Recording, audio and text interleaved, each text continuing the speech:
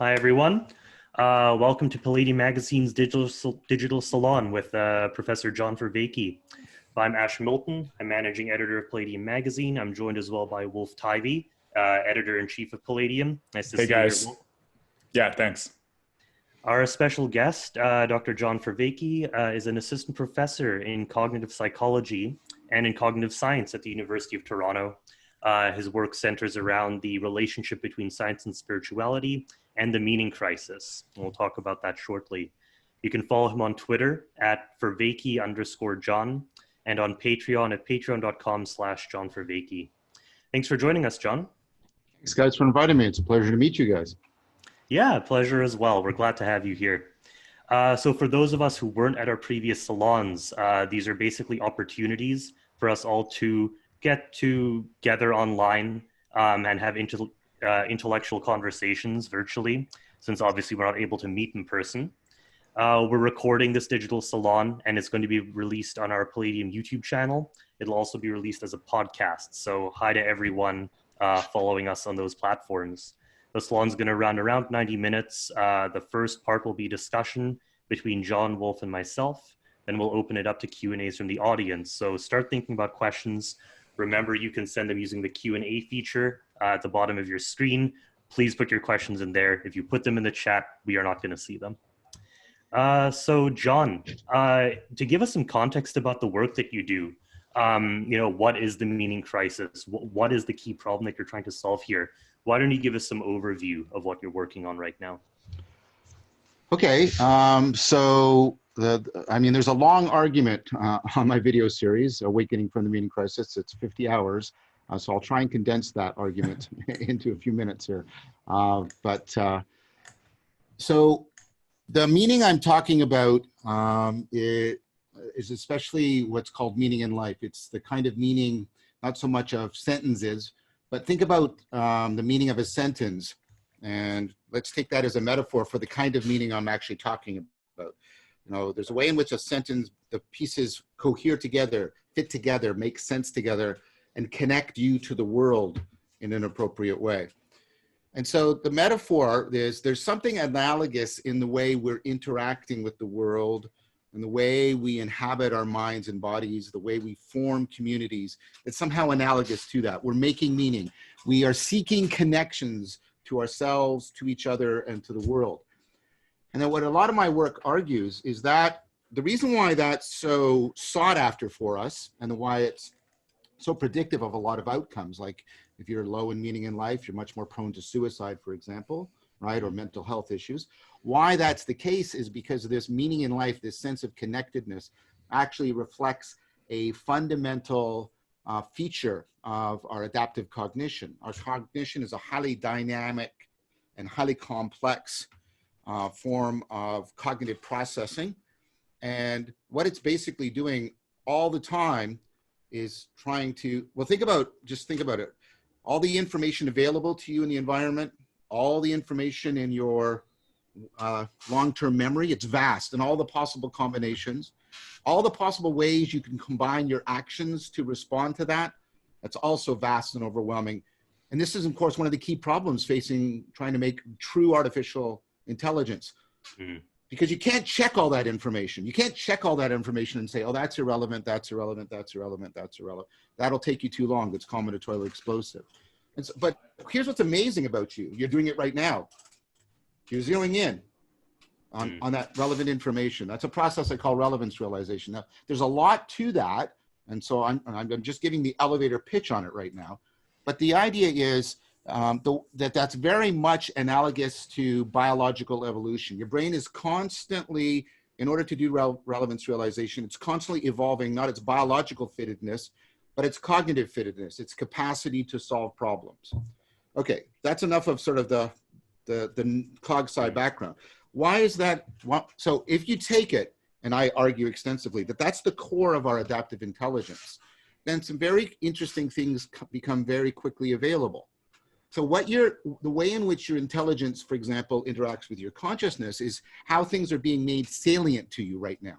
For example, I presume that my face is highly salient to you and your left ankle wasn't until I said left ankle.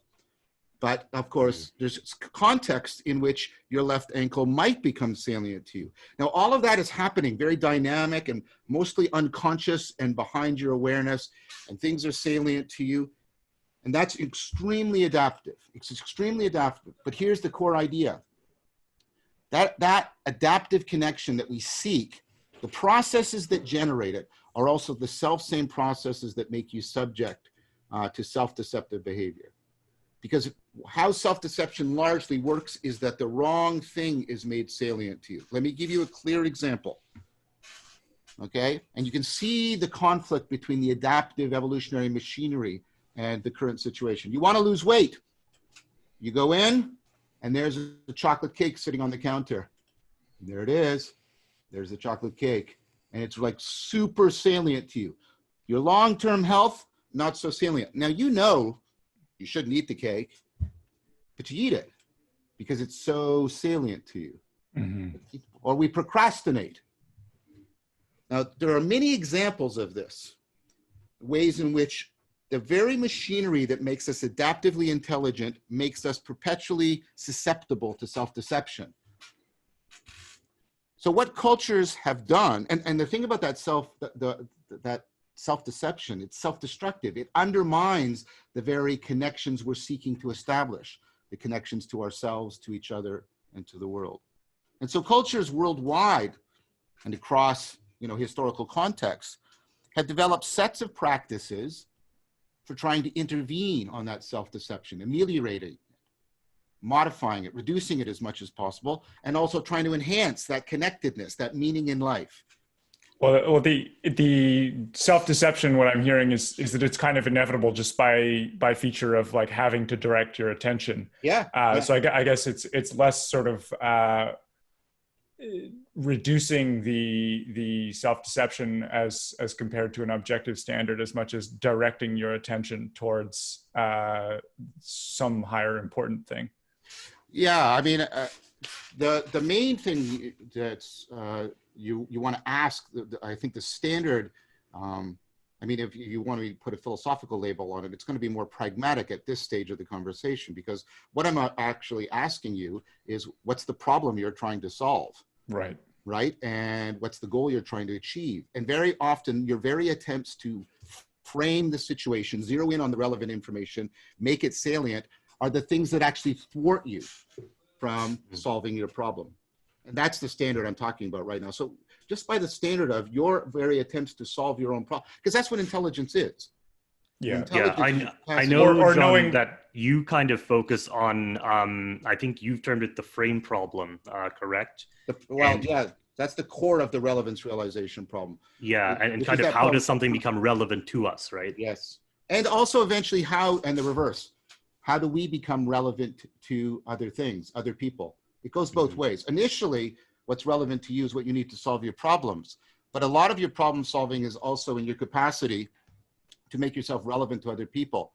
Because most of our problem solving is done actually in community, distributed cognition. Think about all the people that are working so that we can be doing what we're doing right now. Right? Yeah. Okay. And I guess there's kind of two sides here, right? Because on the one hand, we could think of ourselves as the choosers of what is relevant. But another view might be that the world in some way presents things as relevant to us. Correct me, I think you've discussed this with David Chapman, is that correct? Yeah, and I want to challenge both. I think, so relevance realization is deeper than your egoic self-awareness. Your agency, your cognitive agency emerges out of the evolving capacity for relevance realization. Because everything you do actually is presupposed by it. That's why, of course, you're not a cognitive agent immediately upon birth, right? It takes time. You have to actually evolve yourself, if you'll allow me to use that term.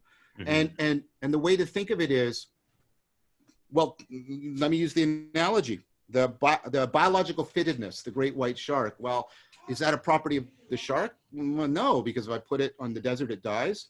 Is it a objective feature of the world? Well, no, that's not right either. It's a real relationship between the shark and the world. So it's more accurate, I would argue, to say, and this is part of what's called 4E cognitive science, that the dynamic system of the world and the dynamic system of the brain co-create together relevance. Yeah, there's And then some kind of dialogue there. Dialogue, very much, or dynamic coupling. And so to get back to the original point, cultures, like I say, worldwide, they create ecologies of practices, sets of practices for trying to enhance this ability to couple to the world, and to reduce the self-deception, the foolishness, if you'll allow me that term. And to define, you mentioned sort of what problems are you solving or how are you solving your problems, but caught up in this is just defining what your problems are. Is your problem how to eat that cake, or is your problem, that longer term idea of not eating the cake? Well, this is actually the main important point. Problem formulation, how you formulate your problem, how you set it up, how you, I'm not going to say what you choose, what the relevance realization process realizes as foreground and background, right? What aspect of, like, is this a mug? Is this a potential weapon? Is this something I set a book upon, right?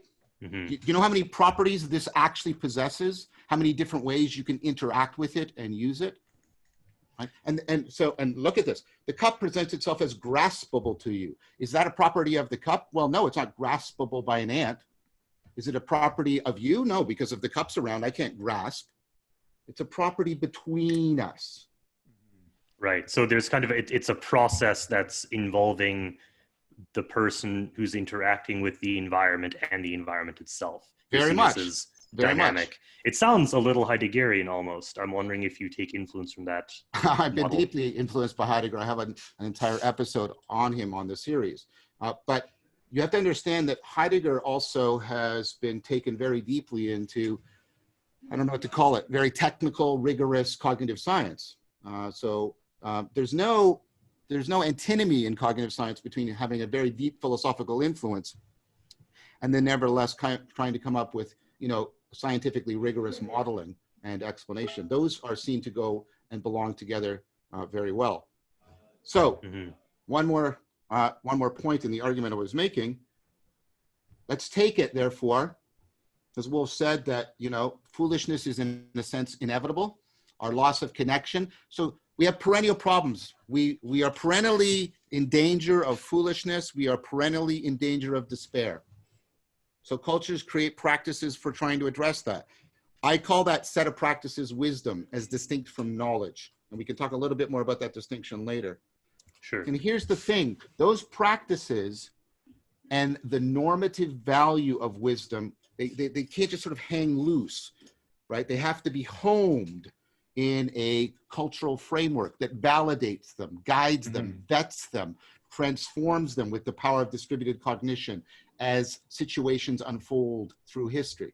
Now, for historical reasons that I go into great detail in the series, our framework for wisdom has largely collapsed, which means we don't have, I do this sometimes in my class. I'll say, well, when I could still do it in person, I'd say, where do you go for information? Oh, well, the internet, social media, blah, blah, blah, blah. I say, well, where do you go for knowledge? There's a little bit more time. And they'll say, well, science, the university. And I'll say, well, where do you go for wisdom? And then there's a long silence. Yeah. Now, what that means is people can't not do this. They have to try and deal with self-deception, or their lives will fall to crap. They have to try and enhance that connectedness. So what do? They do it in a fragmented, autodidactic, often irrational, cobbled together, idiosyncratic, often narcissistic fashion. And, and they have varying degrees of success, but by and large, that's a project that is rife with all kinds of risks and dangers and failures. And so what we see symptoms in our culture of people lacking that sense of connectedness to themselves, to each other, and to the world, and being beset by foolishness. This sounds an awful lot like Alistair McIntyre's After Virtue thesis, which is that our sort of ways of discussing moral and more generally kind of meaning related things has collapsed. The framework has collapsed. So we're left with this kind of cobbled together soup of ruins, essentially. Yeah, I mean, McIntyre's book is important. I think that I would take it more comprehensively, trying to get that his argument convergent with arguments given by people from other disciplines. That's one of the jobs of cognitive science, right? To try and get multiple disciplines to converge on central problems and ideas. So yes, I do think I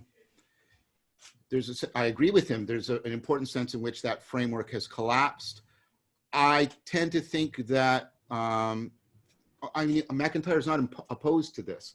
I tend to think we have to look in terms of sort of a comprehensive set of, traditions we had. We had very much a philosophical tradition going back to Plato, through Socrates, through Plato and Aristotle, was all of that, and it integrated with a Judeo-Christian framework, and it provided a very comprehensive framework for us. And I think that framework as a whole has, and the reasons for its collapse are varied, and I go into them in detail. But as a whole, it's been significantly undermined. Please understand, I want to state this right off explicitly. I am not anti-religious. I am not anti-Christian. I'm not here trying to prove any kind of atheism. That's not what I'm talking about. I'm talking about that one of the largest and fastest growing demographic groups in our society are the nuns, N-O-N-E-S. These are people who say they have no religious affiliation whatsoever. Now, contrary to what the new atheists say, these people are not out there all sort of, deeply secularized scientific atheists. They're not. They're not. They're pursuing all kinds of spiritual behaviors for reasons that I just articulated, right? The secularism has been collapsing too, hasn't it? There's a sense in which it has, in the sense in that the secularism, I think the secularism always was dependent to some degree on a cultural normativity that had a philosophical religious framework to it. And in that sense, it's similar to what McIntyre would argue, right? And you maybe, Wolf, you're also alluding to sort of the onset, from Nietzsche onwards of sort of, the I don't like this term, but the postmodern critique of modernity, right? Where notions of rationality and reason and democracy have been sort of challenged. Yeah. I think that's true, and I think what's important is to see how much these people are suffering. I gave a talk recently. I can't quite remember the exact figure, but they did a survey recently in the UK, and some huge figure, like 80% of people under 55, think that their lives are meaningless. Wow. I'm interested to hear what you think of the idea, which I think is quite common in these discussions, that the modern world is in some way disenchanted. That it is somehow devoid of spiritual meaning in a way that almost no other society has been. Well, yeah, so the Weberian thesis of the disenchantment of the world, I think Weber is one of the people that was articulating one of the causes of the emergence of the meaning crisis. Yeah, I mean, this is a long argument.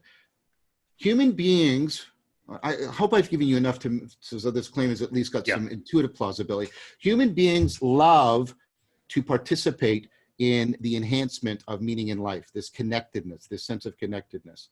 And if you also accept the fact that in very many ways it is transegoic, it is not something generated by their ego, but something that generates their ego structure, and something that also generates the sense of the world being a home for them. It generates that agent arena relationship. If human beings deeply love this in the bones of their psyche, they are going to find anything symbolic, and that can be an object or an act that enhances this sense of connectedness. They're going to find it sacred. They're going to find it intrinsically valuable for its own sake, in a way that they do not completely, understand or cannot completely articulate. And so to say that the world is disenchanted is, which sounds, you know, that might sound not so threatening. Well, you know, maybe we should give up all these illusions of fairies and pixies and stuff like that. But if you think of it another way, to say the world is disenchanted is to say that we don't find anything sacred. Notice, in fact, that the word sacred has just become a political term for us. It means that which is beyond questioning because of its unquestionable authority. But that's not the original meaning of sacred, right? Sacred is more something that, right, really, right, draws your interest. Look what the word interest originally meant, interesse, to be within, to participate in, right? Sacredness was very much something in which human beings were celebrating, activating, and accentuating their capacity for connectedness. And that has been lost. That has been lost. I think that contrast is often made, you know, disenchantment seems to be in some way wrapped up in the idea that we are now a technological or maybe a scientific society. You know, as a project, we come out of the Bay Area ecosystem. And it's interesting when you look there because from the Enlightenment period, there have always been great sort of myths and visions of the future bound up in that project. And even today, you know, you look at the way that AI is discussed in certain circles, where its realization is just ahead of us, and it almost exercises a force even on the past. And this doesn't sound disenchanted, really. Well, I mean, that's because it depends what you mean. And I think so I don't think Weber meant, and this is what I would argue too, that human beings would stop seeking this. In fact, my argument, human beings continue to seek it. That's what I've been saying. And they will continue to seek it wherever, because this is a perennial feature of our cognitive agency. I think what Weber meant is that when they seek it, there is no culturally accepted framework that validates it, homes it, corrects it, leads it, guides it. That's Weber's idea.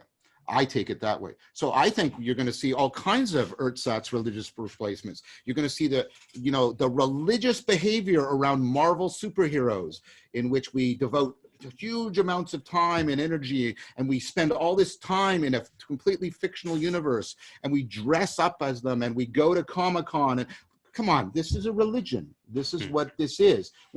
Tell me how it's not a religion. Tell me how it's not a religion. But if you ask any of these people, well, do you belong to a religion? No, why not? Because that whole thing is not in any way, you know, taken up as a serious source of cultural normativity. It is merely entertainment, which is something that you occupy your mind with as a distraction. It's not like what church used to be. You do something very similar in church, and I don't mean any disparagement here to believers. You go into a special place, you gather with people, you talk about this other world and these mythological figures, and you dress up in a certain way and you participate. But that was taken seriously. That was not entertainment. If you said to somebody church was entertainment, you were insulting it. What was supposed to happen there was the generation of cultural normativity that guided individuals as they tried to become wiser, more virtuous. Nobody thinks they get that out of going to Comic-Con. Yeah, I'm interested to hear, because we were talking briefly before the show started about your influence from Stoicism. And in America today, I think there is a kind of pessimism, and the Bay Area's uniqueness seems to be to a degree that it was one of the few places where there was optimism about the future remaining. Do you consider the nuns and maybe America more broadly as being a very fatalistic society? Possibly. I mean, it's hard to make judgments over the United States as a whole. I'm a Canadian, and you guys seem a lot less homogeneous, right? You seem a very complex and highly polarized society in a lot of ways. So I'm kind of hesitant as a scientist to be that generalistic. Here's some things I could say. I mean, the United States is born out of a revolution.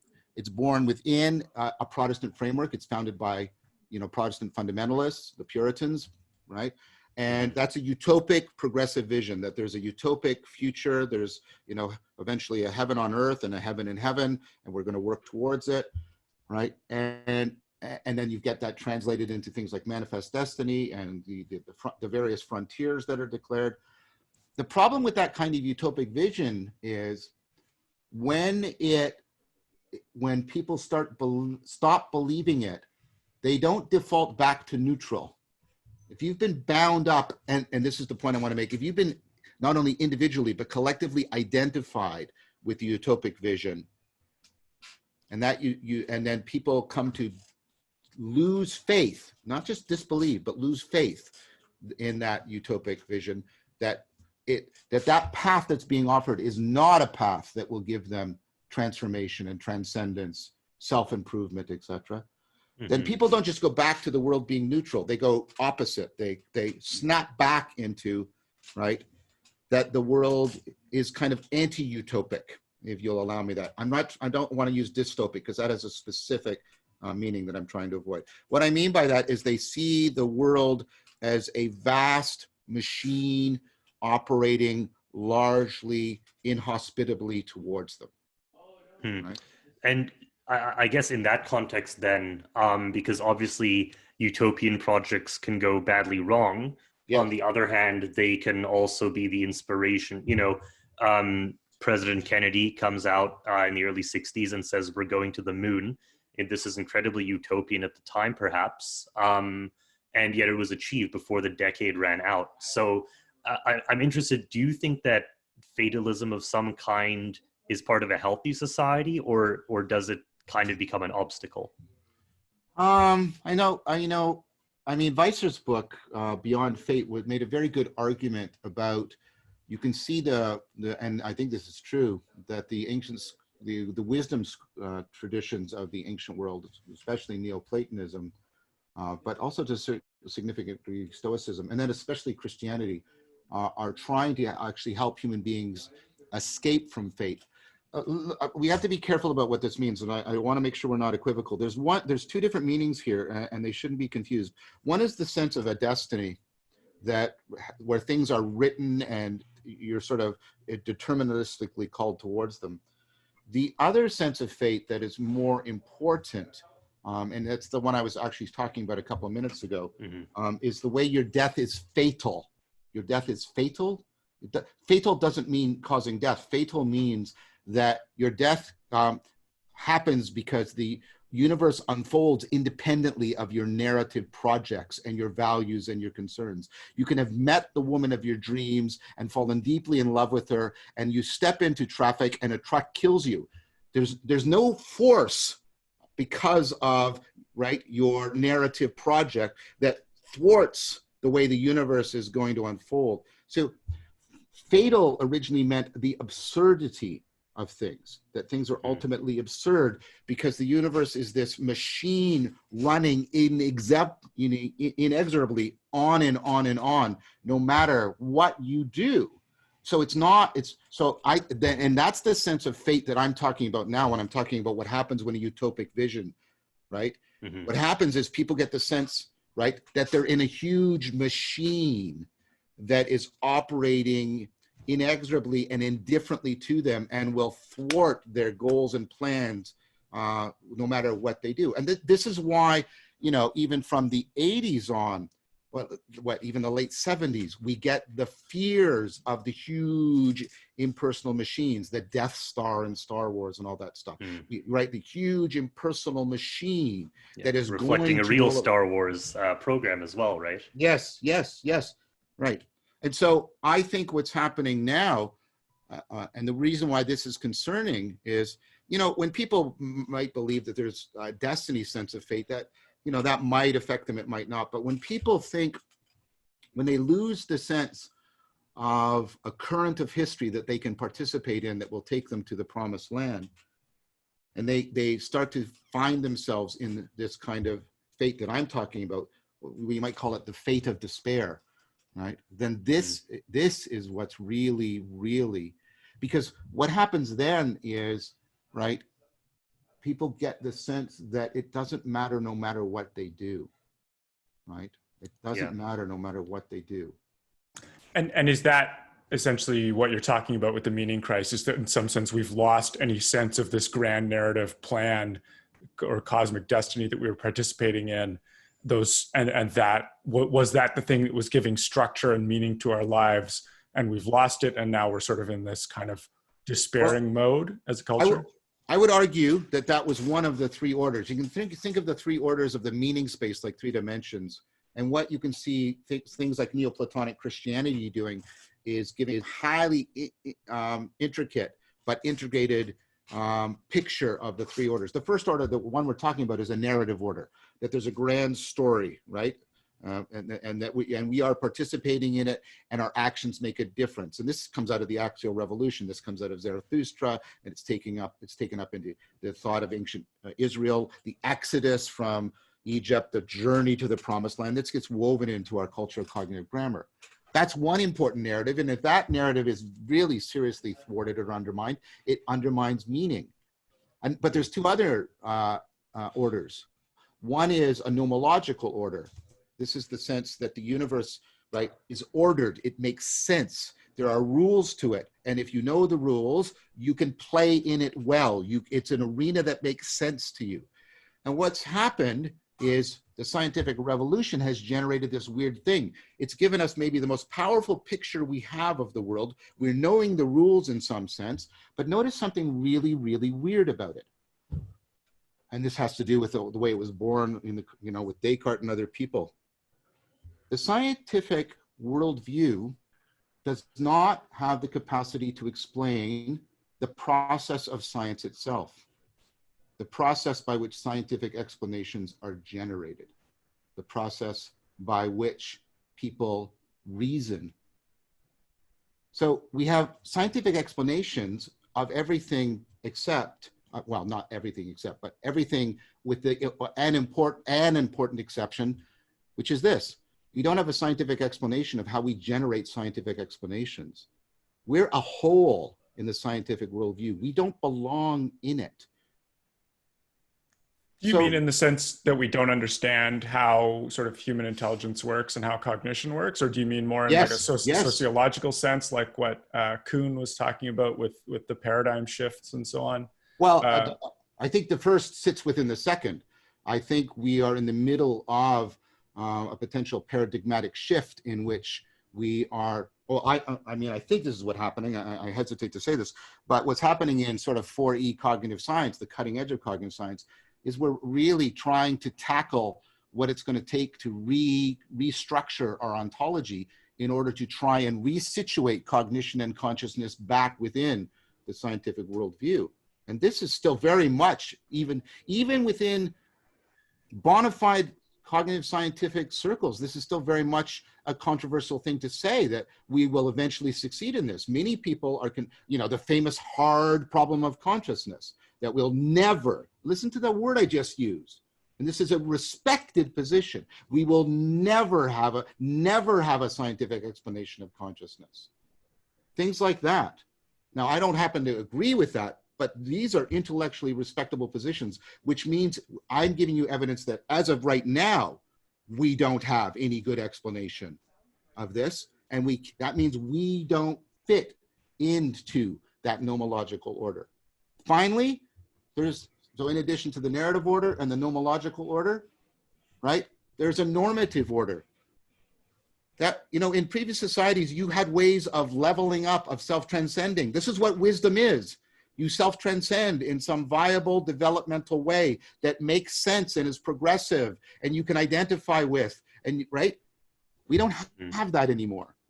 We in fact, we gave up the idea basically around the 12th century that there were some truths that required transformation in order to realize them. We now think of truths as just a property of information that we merely have to consume. We think that's natural, but that's a historical creation. Right. Before that time, right, the idea was, no, they're just like, and this was a metaphor used, as the child is to the adult is to the sage. There's certain things the child just can't understand. The child has to develop, it has to self-transcend, it has to go through transformation before that's why you don't let children own property and get married, et cetera, et cetera. We know this, but we somehow think when we get to a certain age, oh, well, that's all stopped.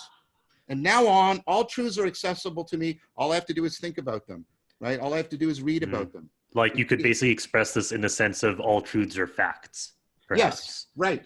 And that there's no truth that requires deep and comprehensive transformation in order to be accessible to you, in order to be appropriate to you. It seems like maybe the ultimate, anti-utopic fact to confront is one's own death. And this pandemic obviously has forced people to do that in a real way. We've had to change our lifestyle. Yep. And things like, starting to wear masks. A lot of social customs has changed overnight because we're suddenly forced to confront this thing. And especially in the West, obviously, we've shunted that reality aside, right?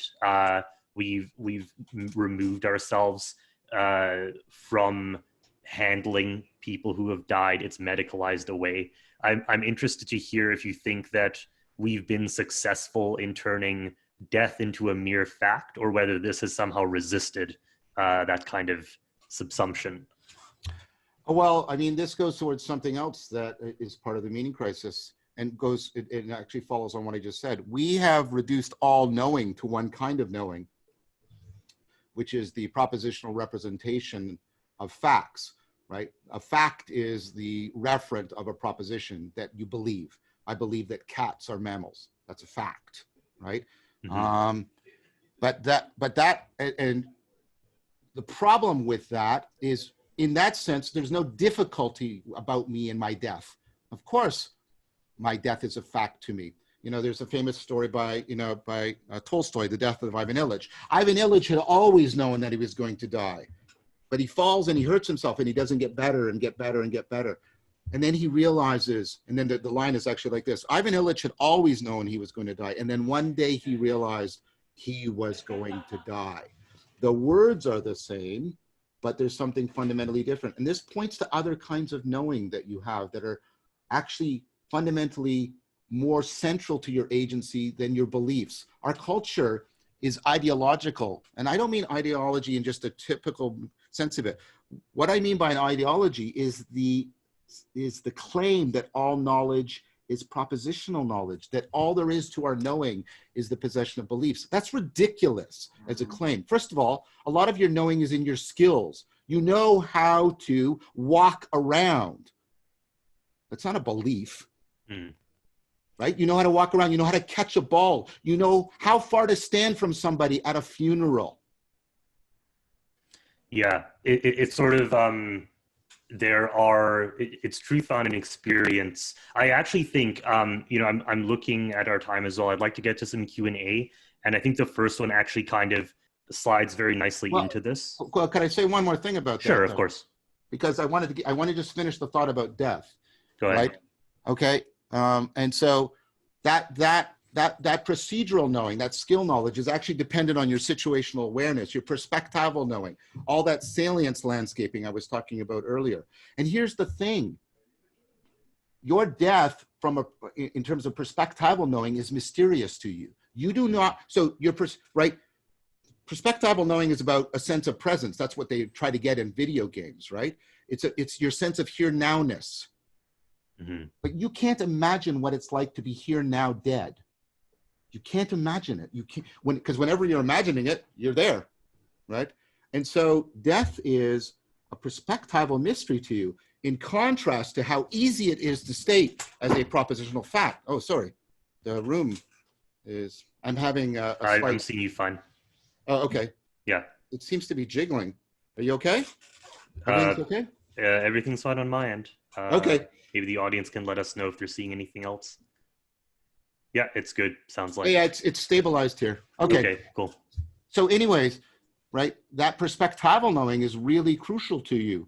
And yet, notice the contrast between the propositional knowing of the fact that you're going to be dead and the fact that you'd have no perspectival knowing of it. You don't know, you can't enter into it imaginatively. You can't make it a part of your experiential field. And that's part of the absurdity of death, the way it peels the kinds of knowing apart from each other and sets them against each other. Mm-hmm. But here's the thing, one more thing, and then I'm happy to go to the question. And there's a deeper one below that, what I call participatory knowing. This is that coupling that we were talking about, the way you and the world are coupled together that makes everything else possible for you. Most of the meaning-making machinery is not at the level of your propositional beliefs. It's at the level of your skills, your perspectival knowing, and your participatory knowing. And so one of the things death does is it shows us the inadequacy of the propositional knowing for dealing with deep issues of meaning. That's how it is powerful and important. Sorry, I just wanted to finish that argument because we've lost a lot of how to think about death other than as a fact. Yeah, and hence why I was interested in how far its anti-utopic frame goes. We'll jump onto Q&As now. The first one I want to go is Jake's, who asks, how do you think about science and its relation to the 4E conception of the knowing subject? And in what ways can this understanding improve scientific practice? So I think you've touched a bit already on, the knowing subject, but maybe how does this update how we do science? And, I'm thinking, this is my PS to the question. You have someone like Feyerabend, for example, who really casts doubt on the idea that the scientific method is really describing what's going on in science. It's maybe more ad hoc and on the fly than that. So what is the impact on science here? Yeah, so I think the connection, well, I went over it. I think there's these 4 kinds of knowing, and I think 4E cognitive science really provides a lot of good argument and evidence for them, and for dependency relationship.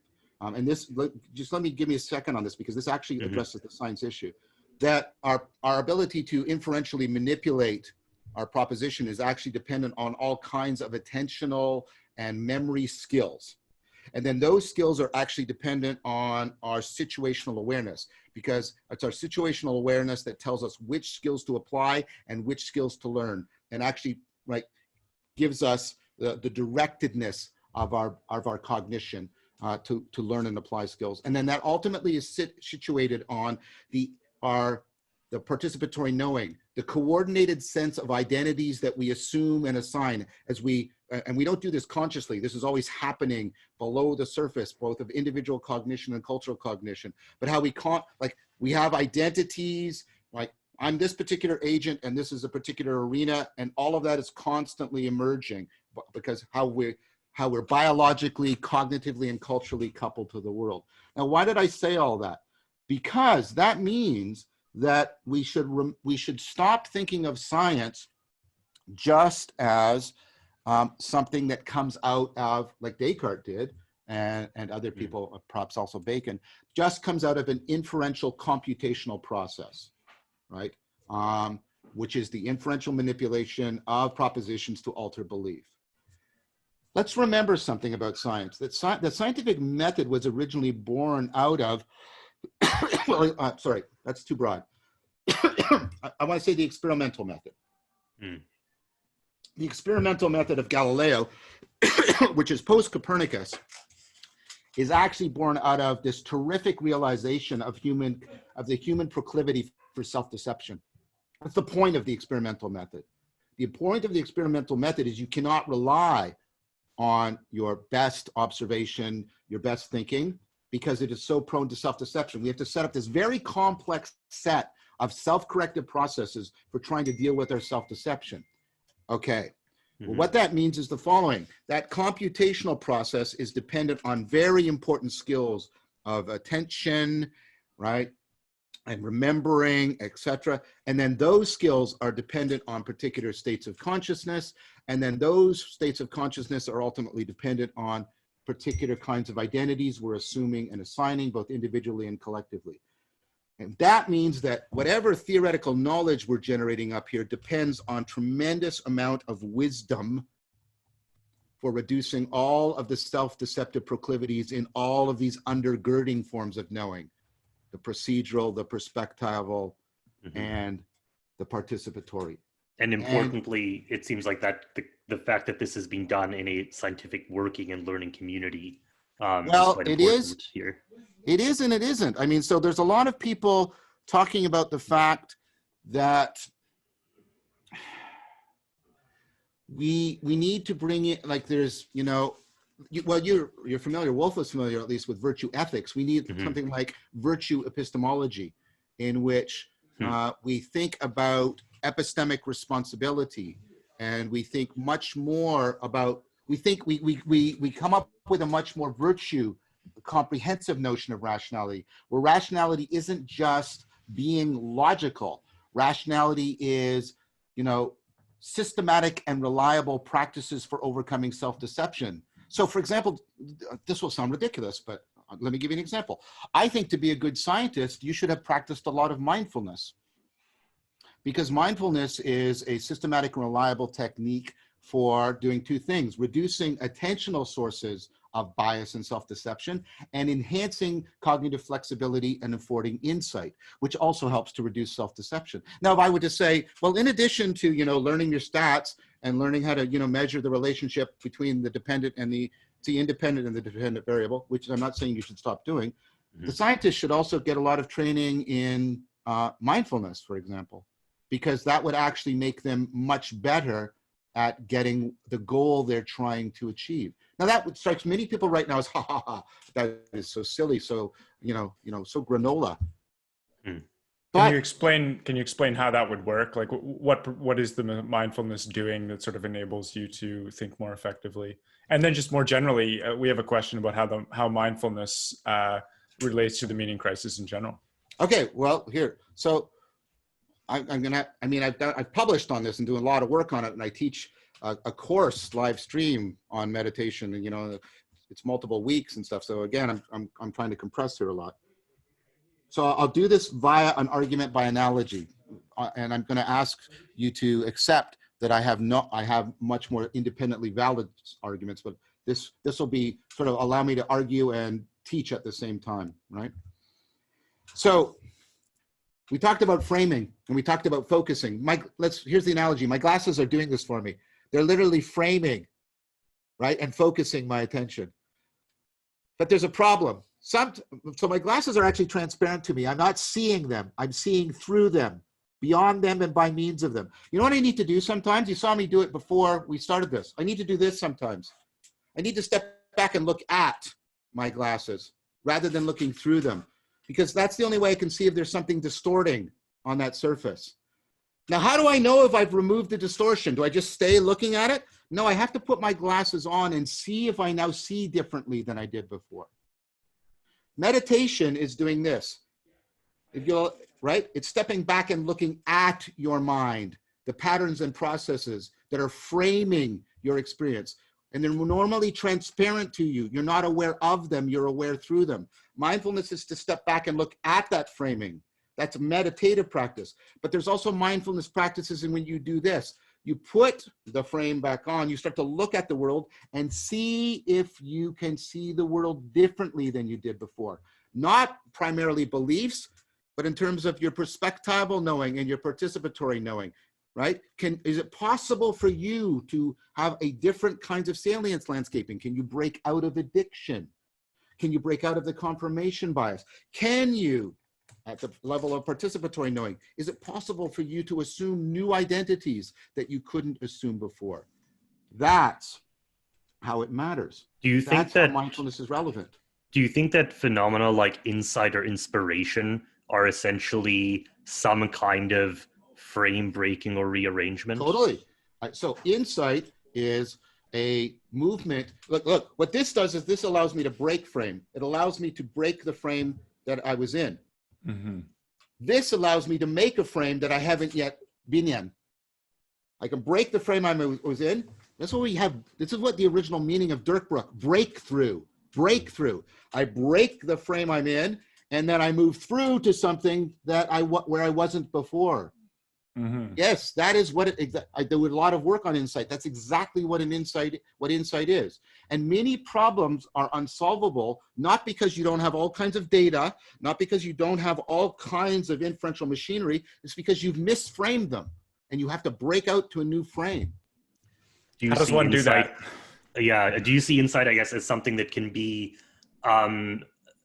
let's say, the probability of it increased or somehow drawn out, or is it in a way a pure chance type of thing? No. That's what I'm saying. You can combine skills and states of minds and identities. That's what a virtue does. It combines all of those. That's what mindfulness does. You can cultivate virtue that makes you more insightful. In mindfulness practices enhance your cognitive flexibility. They are predictive of enhanced insight. They're predictive of the enhanced flow experience. Yes. very much. And that's why they would constitute, that's my point. That's why they would constitute a kind of rationality, because they are systematically and reliably capable of helping you overcome certain kinds of self-deceptive behavior that are thwarting your problem-solving abilities, thwarting your intelligence. I'm conscious of the time as well. I know you can only be here until kind of 9:30 hard stop. So Yes. I'm going to start moving a little more quickly through questions as well. Please. Stephen asks, so if you're looking at those who are effectively addressing the meaning crisis, to what extent do those attempts start to resemble traditional religions, or even have to be embedded in traditional religions? And to what extent do they have to be separate? So thank you. This is a really important question. This goes towards the problem I call that we need a religion that's not a religion. We need all the functionality that used to be present in religion, all of these kinds of practices for altering cognition and consciousness and identity. The thing that used to comprehensively do that, right, for wisdom was religion. And the only thing, the fact that could do it comprehensively, that could change cognition and consciousness and character and community comprehensively, which is what we need in order to deal with the world's problems right now. The only thing that could do that in the past was religion.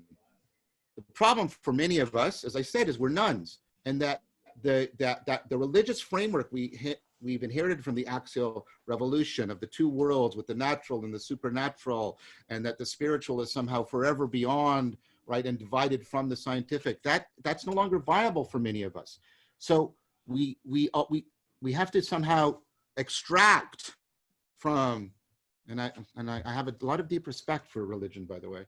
We must extract from religion that deep functionality, but retool it, re-engineer it, so that it's not dependent on that homing in a mythology that many people no longer find viable, so that it can be situated within and situate us within the dominant scientific worldview. That's what I think we need to do. So that's why I call it a religion that's not a religion. It has to have all the functionality of a religion, but it's not going to be any particular right, axial age religion.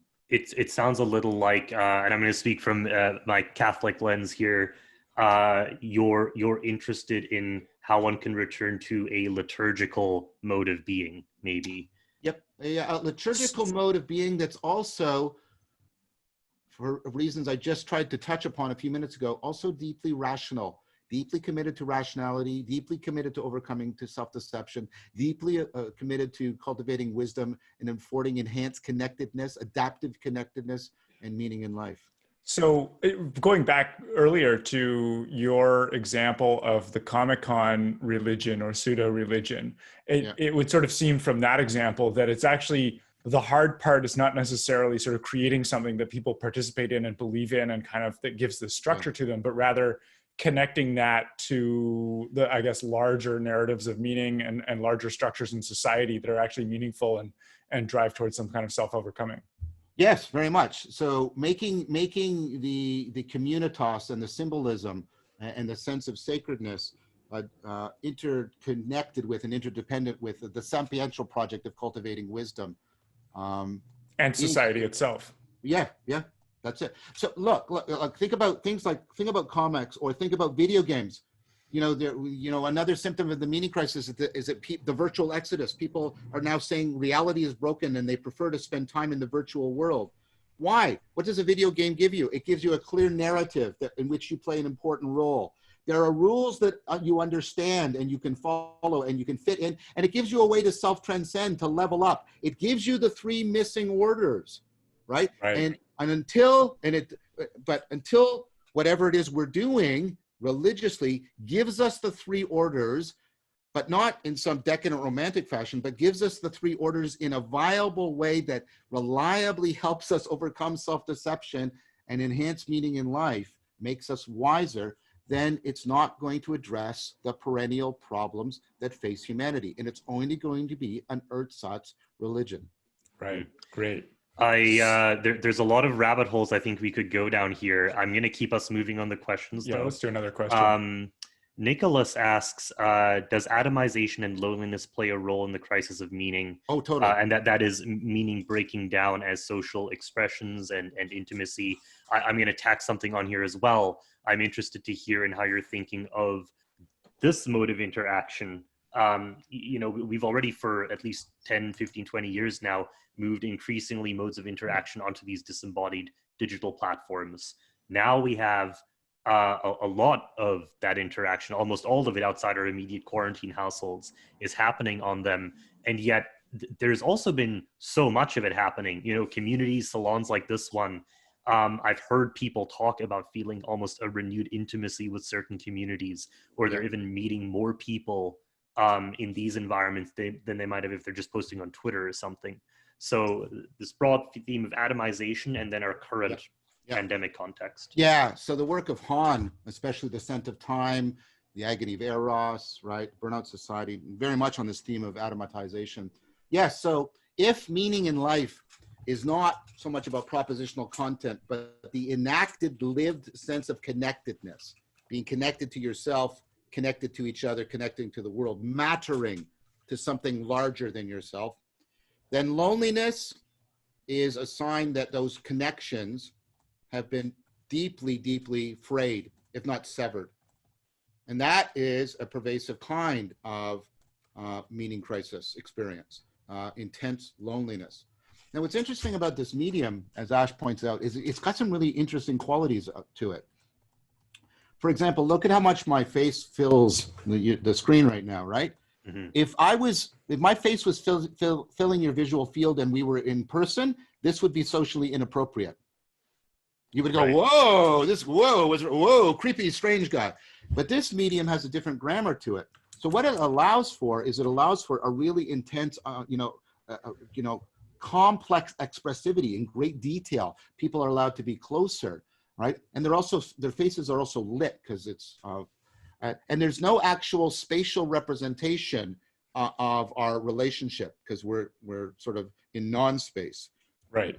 And so this is, I think it was Brett Weinstein talked about it as digital campfires. I started talking about this almost at the same time as virtual campfires. This is like what we used to have in campfires, where, you know, we were in a circle and we were very close and our faces were lit and very salient and everything else is in the dark.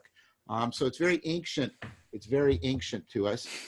But there's a modern thing. So we're wired for it. I mean, we've had fire for several speciations, right? It goes back to Erectus at least.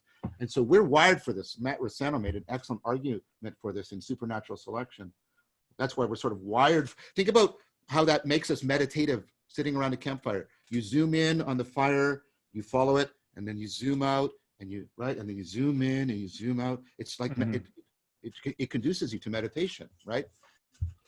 So we're wired for it in that sense. But then there's something weird, because look what's happening right now. We have this in-person intimacy that brings back the primordial ancient campfire, but at the same time, we're recording this. So the ancient division between in-person and, like text. So Socrates didn't want to write anything down because the text was dead, right? Because it's permanent. Right. But notice how we're joining. Symbolon means to join. We're joining two things that used to be opposed to each other together. We have this online, direct, intimate interaction, like in-person dialogue, but it's also permanently recorded like text. Well, this is, I mean, that speaking of Socrates, like we know of Socrates through dialogues, right? And, and it sort of carries that same intention. Yes, well, very much. I mean, I'm doing my next series is called After Socrates, trying to figure out what dialectic is and what the dialogos process is and how important it is to this collective intelligence we're building. But the point I'm trying to make is that this medium, it sounds like a Marshall McLuhan point, but this medium is really interesting in that it triggers some very ancient and primordial stuff, but it also is really radically new in that it brings things together that were for a very long time opposed to each other, the text and in person. And that means it's affording, it's affording new opportunities to significantly engage people and involve people. Great. So let's move on to another question. This is all great stuff. Natalia asks, are the truths the sage knows, or what are the truths that the sage can know versus the adult? Like can we get some kind of more intuitive handle on what we're talking about there when sort of someone levels up into someone capable of knowing more types of things? Yeah. So, well, first of all, let's remember that we're talking about the 4 kinds of knowing. So not just the truth of the proposition, but the power of our skills, the presence of our perspectives, and the sense of connectedness and belonging from our participatory knowing. So what the sage is going to have insight into all of these. And what does that mean? Think about somebody that you think is perhaps a little bit wiser than you. They may not know more than you, but they have a particular kind of insight, a particular kind of gift. They can come into a very messy, complex, shifting situation and often cut through, right? They can zero, and notice how this goes back to what we were talking about at the very beginning. They can, better than you and I, zero in on the relevant information, what really matters in this situation, and then they have sets of skills that they can bring to bear on what matters, often more powerful than ours. And so they know what roles to take. Go ahead. Different people seem to have sort of different areas that they can do this in.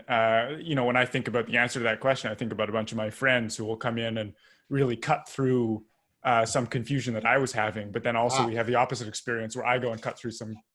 This is called the Solomon effect. So this is work from Igor Grossman. So if I ask you, but you can do this, you can learn to do this for yourself. Mm-hmm. Because if I ask you to describe a problem, what you'll do, and notice how we're invoking perspectival knowing here right away, is you you without thinking, automatically will describe it from a first-person perspective. This is my problem, and this is how I see it, right? And this is my role, and this is my identity. Now you ask the person, okay, now re-describe the same problem as if somebody else was describing it. It's your problem, but they're describing it. Describe it from a third-person perspective. What inevitably happens is people get insight, and they realize things that they couldn't realize from their first-person perspective. You know what the sage has done? Like the Stoics doing the view from above, or the meditating Buddhist, right? The sage has done this, that little thought experiment, but done it deeply and cultivated a deep virtue in that, so they can do that. It's second nature to them to do that in a way in which it never occurs to us to do it. So they're developing the skill of occupying some perspective other than their own in a way, whether that be like God's perspective or the perspective of someone that they're trying to become or something. I want to add to that, Wolf. It's not just a skill, it's also the needed states of mind, states of consciousness, and also particularly identities and roles. They need all of that. They need the skills, the correct states of consciousness and mind, and the correct processes of identification. When they do all of that comprehensively, then they're wise. And that's why it has to be sort of a self-transformation, because we're talking about a transformation of our identity, of our perspective, of all these things. Yep, exactly. I want to keep going. I see we have a lot of questions still lined up. So Nicholas asks an interesting one. In terms of the utopian narrative versus fatalism, does the fatalistic version run counter to or hand in hand with apocalyptic narratives? So both religious and maybe non-religious end of the world scenario. You can actually, that's a great question. You can actually see the snap I talked about the transformation of apocalypse. So in the book that I wrote with Christopher Massapietro and Philip Misevic, Zombies in Western Culture, a 21st Century Crisis. Notice how because we argued that the zombie is an emergent myth. The zombie is very recent, especially our version of it. And the zombie is a myth expressing the meaning crisis. And what's happened is, this independent myth, of apocalypse was secularized. People like H.G. Wells and the War of the Worlds, and it gets secularized. And then these two myths come together, and they, that's why you often find them put together, the zombie apocalypse, because apocalypse meant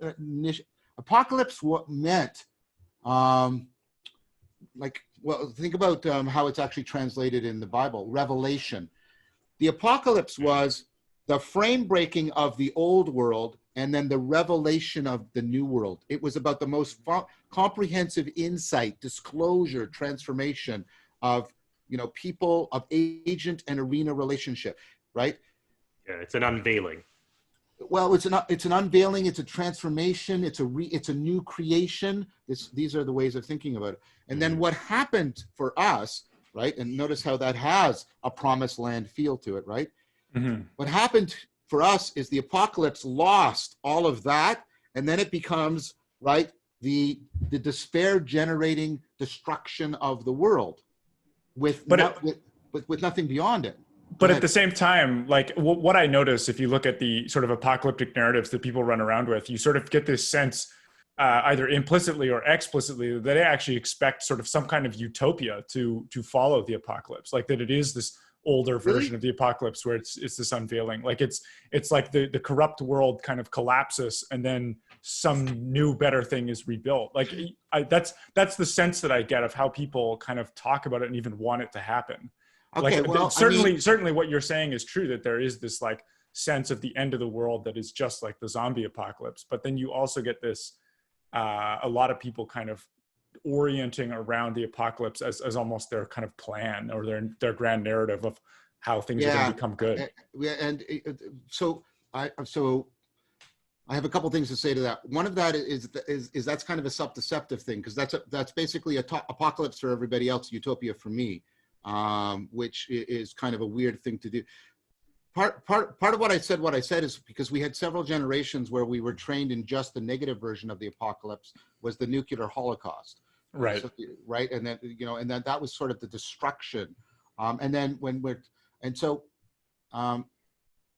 most of the portrayals of, I know what you're talking about, Wolf. I know that there are people that, I forget the survivalists, the people who are and perhaps that's more common nowadays, and it hasn't quite sort of leaked into popular depictions in movies or something, but we certainly see a lot of it in sort of political discussion. Yeah, I think that maybe the two, sort of to take one from each side, one might be the idea that societies become so decadent in some sense that it collapses and something better follows. The other might be, environmental damage. You might see this in some ways among the Extinction Rebellion type of personality, where there is this interesting, like very, I would say almost religious way that it's discussed, right? We get a return to nature of some kind after everything goes. So that's interesting, because then that's sort of what I was seeing then. What you get is you do have, so the notion of apocalypse is actually bivalent for us. There's one in which it's actually a way of trying to bring back the last ditch attempt to bring back the utopia, right? And then there's another one which is very prevalent, which is no, and this is the prototypical zombie apocalypse. Everything degrades and decays, and it just does that perpetually. Because the reason why the two come together, by the way, is because they're both inversions of Christianity. So the apocalypse, in the zombie apocalypse, is not the revelation of a new world, but just the slow eroding of this world. And the zombie is the perversion of the Christian myth of resurrection. You're supposed to be resurrected to a new life. It's supposed to be the final way in which you become the virtuous agent you were always supposed to be. But what's the zombie? Well, it's life after death, but of perpetual decadence and decay. Yeah, right? Perpetual vice. Yeah, I want to jump in here. We're coming slowly to time. I think we can maybe do one more question. Perhaps if we can answer this in about 2 minutes cap, and then we can wind things down. I think it's an interesting one. So the question is, apart from notions of faith and the sacred, which we've kind of been discussing, what are some other adaptive historical concepts which we've lost our grounding to? Well, like I said, I've made a strong case throughout for wisdom. We've lost that. And we have seriously reduced and truncated knowledge, and seriously reduced and truncated rationality. And those all go together. The way we have pretty much lost wisdom, not only as a cultural construct, but we don't have our wisdom institutions or traditions anymore. Mm-hmm. We've reduced knowledge to propositional knowledge, ideology. And as I said, we have reduced rationality to we treat these terms as synonyms, rational and logical. And they're not at all. And so I think those three, and they constellate and belong together and talk to each other. We have reduced all of them and lost touch with them in a significant fashion. A lot of my work is about trying to re-expand and reground those three notions again for us. It seems to be the difference between logos and discursive reasoning, perhaps. Well, or maybe even between dialogos and then nous, right? Which is that insight that grasps the whole, zeroes in on the relevant information, appropriately comports you towards it, which again, we've lost that. But that was very clearly in the Neoplatonic tradition. The discursive reasoning was supposed to lead you beyond it, right? Are you taking that as sort of the ideal of rationality as opposed to sort of just logic? Yes, very much.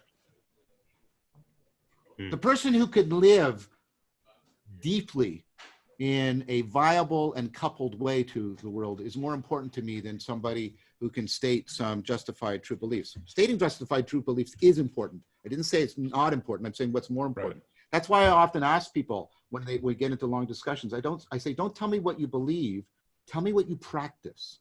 Mm. Well, I'm looking at the time here, guys. We're approaching the end of our allotted time with John Vervaeke, and I think it's about time we're going to have to wrap up our digital salon. We had a lot of questions here we couldn't get to, and I thank everyone for their participation. And John, I guess we'll just have to have you back again at some point. And well, I'd be happy to do so. I'd be happy to do so. Yeah, it would be great. I want to give you a special thanks, John, for this fascinating conversation. We covered a lot of points here, and especially at a time like this, I think that discussions around meaning are becoming quite prevalent. I'm hoping they don't go away. I think it's a mistake to want to return entirely to so-called normalcy. Yeah, I don't think that's going to happen. So. Yeah, but I think we'll have to continue this conversation in future. I'd be happy to come back and answer more questions. Fantastic. So for those listening, you can follow John on Twitter at Vervaeke_John. And you can follow Palladium on Twitter as well, at Palladium Mag. John, is there any project or anything you'd like to mention before? Well, I mean, if people are interested in this whole discussion around the meaning crisis, please check out my video series, Awakening from the Meaning Crisis. And then there's going to be a follow-up series that I'm working on right now that tries to tap into this ancient tradition and put it into discussion with these emerging forms of discourse called After Socrates, trying to figure out what was the ancient dialogical way of cultivating wisdom, and how can we bring it into this, what we're doing right now, so that we can use this, right? Because there's going to be lots of people that are going to try and use this to make money and blah, blah, blah. But can we use this to, again, cultivate wisdom and afford meaning? And that's the next project that's coming down the line. Great. Well, I think a lot of people look forward to it. Thanks again. Thanks again, everyone, for joining us. And we're going to wrap up now. Have a good evening, everyone.